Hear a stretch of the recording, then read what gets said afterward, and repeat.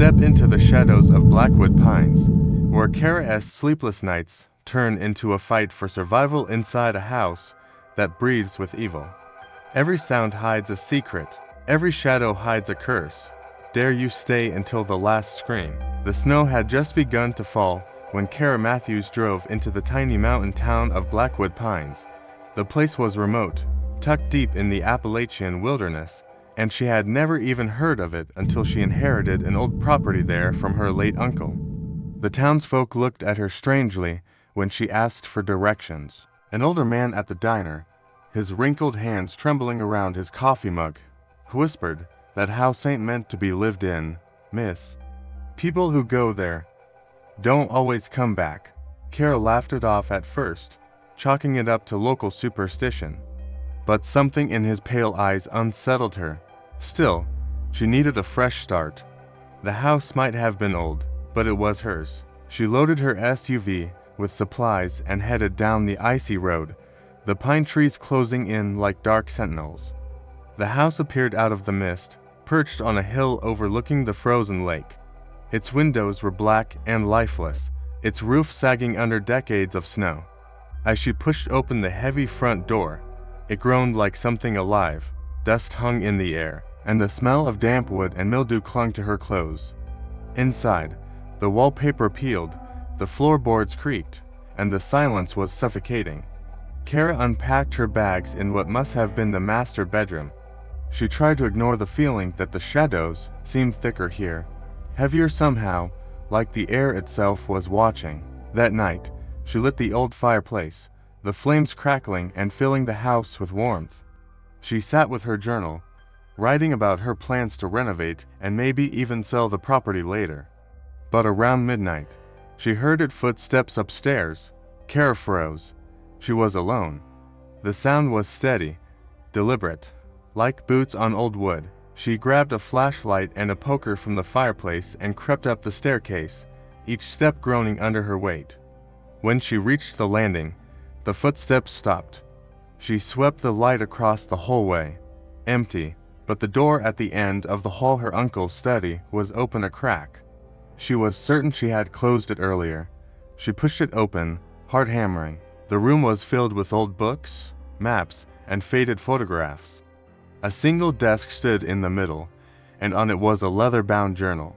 Dust coated everything else, but the journal looked untouched. With trembling hands, she opened it. Inside were notes scrawled in frantic handwriting. "The house is alive. It feeds. Do not stay after dark. The walls remember. The pines whisper the names of the lost." Kara's breath hitched. She closed the book quickly and backed out of the room, locking the door behind her. She didn't sleep that night. Every creak of the old house sounded like footsteps. Every gust of wind through the trees whispered her name. By morning, her nerves were frayed, but she forced herself to stay. She told herself it was just fear of the unknown. That day, she explored the property.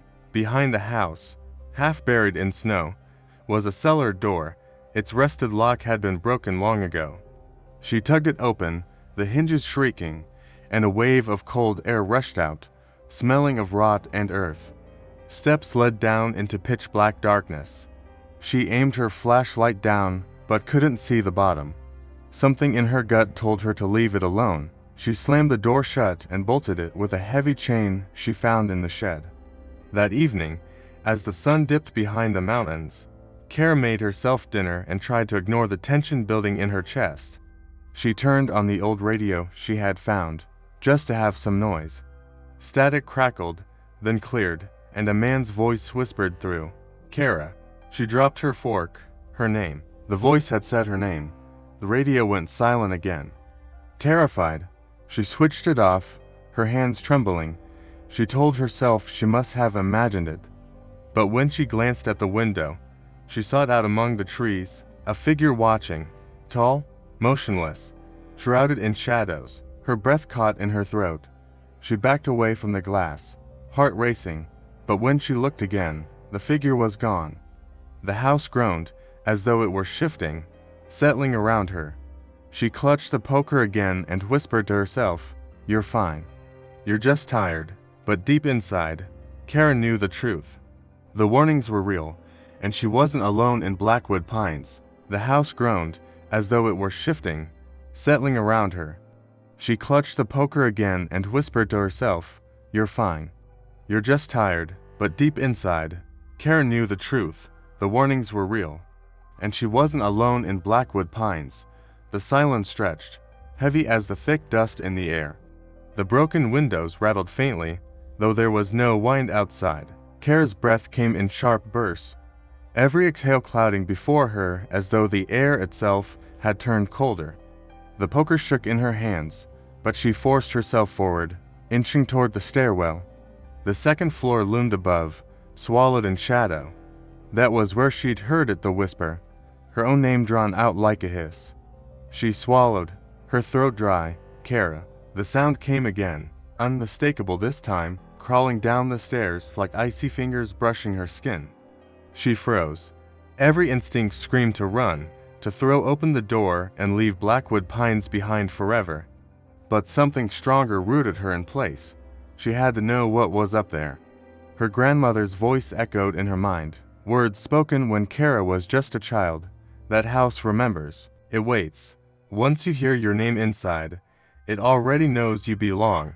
Kara clenched her jaw. "No," she muttered. "I don't belong here." Step by step, she climbed. Each stair creaked under her weight, the sound booming in the suffocating silence. At the top, the hallway stretched long and narrow, lined with closed doors. Every knob was rusted, the wood swollen with years of neglect. The air smelled of mildew and something else. A faint copper tang, sharp and sour. Blood. Kara tightened her grip on the poker and pushed open the first door. Inside, moonlight cut through broken blinds, spilling across the floor. The room was empty, just rotted furniture and wallpaper peeling like cold skin. But then she saw it. On the far wall, scrawled in something dark, were words, "Welcome back, Kara." Her stomach lurched. She stumbled back, slamming into the hallway wall. Her mind raced how. No one knew she was here. No one should even remember her family's name. The floorboards shivered under her feet.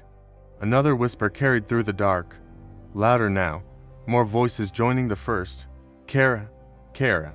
The sound wasn't coming from just one place, it seeped from behind every door, rising and falling like a chant.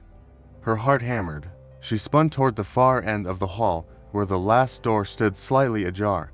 A faint glow spilled from within, a pulsing orange like firelight.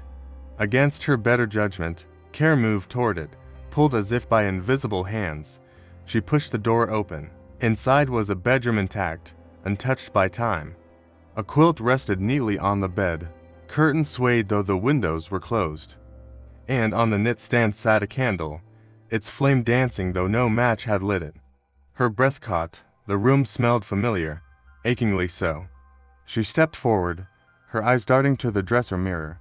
The reflection wasn't her own, it was her grandmother. The old woman stood in the mirror, her expression grave, her eyes filled with warning. Her lips moved, but no sound came.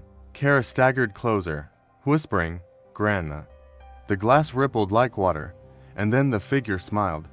But it wasn't the warm smile Kara remembered. It was twisted, cruel, teeth to sharp, eyes to dark.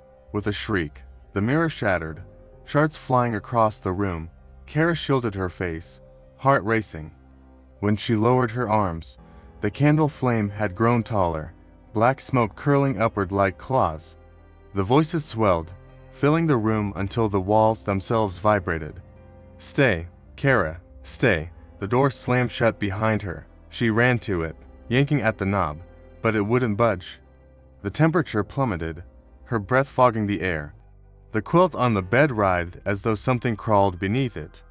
"No," Kara screamed, slamming the poker against the door. Wood splintered, but the house groaned again, louder, as though mocking her.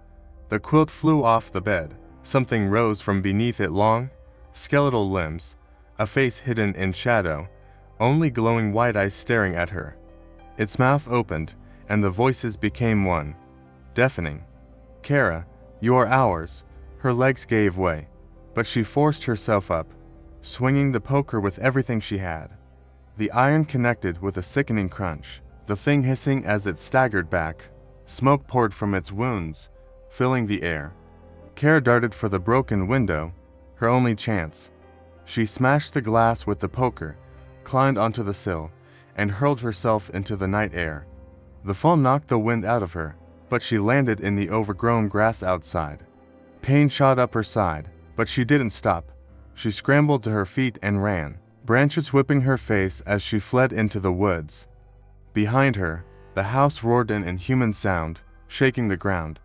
Windows shattered, the roof groaned, and black smoke rose into the night sky. Kara didn't look back. She ran until her lungs burned, until her legs threatened to collapse. Only when she reached the edge of the pines did she stop, falling to her knees on the roadside. Her body shook, her mind screaming. But one thought cut through the chaos.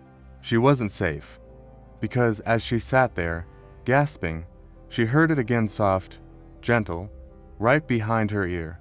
Kara, she turned. The road was empty. But deep inside, she knew. The house in Blackwood Pines hadn't let her go. It never would.